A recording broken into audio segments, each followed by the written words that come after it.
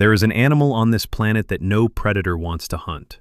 Not because it is the biggest, not because it is the fastest, not because it has claws, venom, armor, or teeth designed for killing.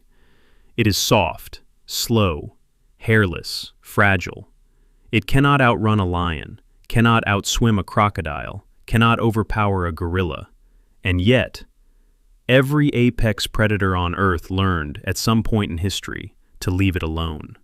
That animal is you, and the story of how a naked, clawless, medium-sized primate became the most feared creature in the history of this planet is the strangest story evolution ever produced.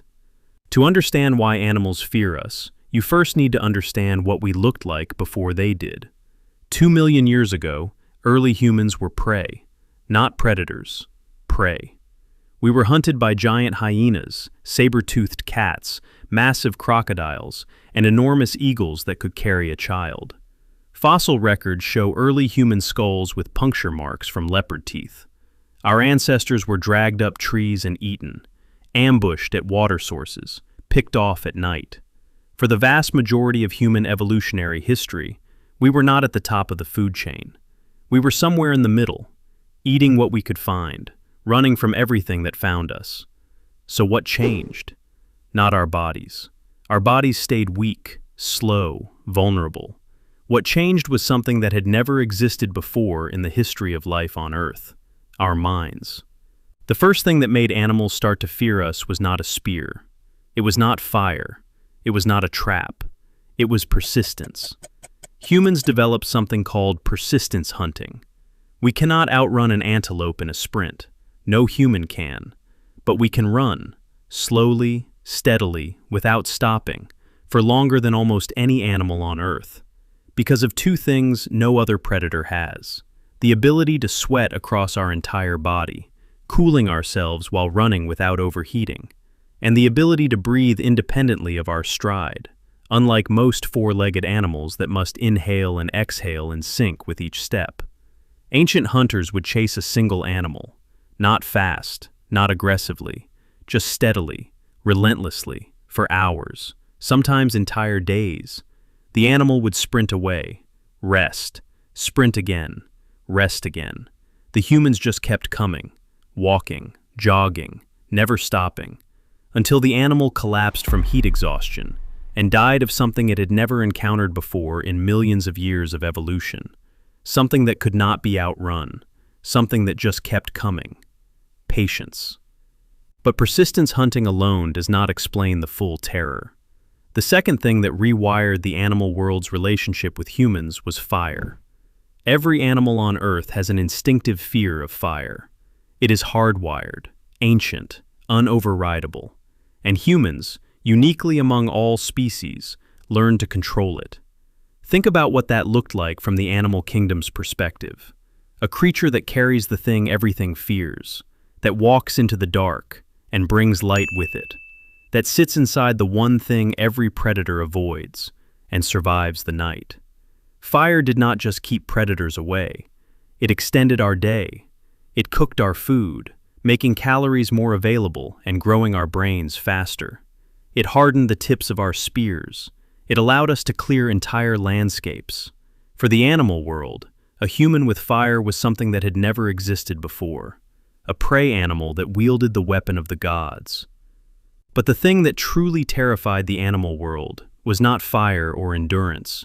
It was the ranged weapon.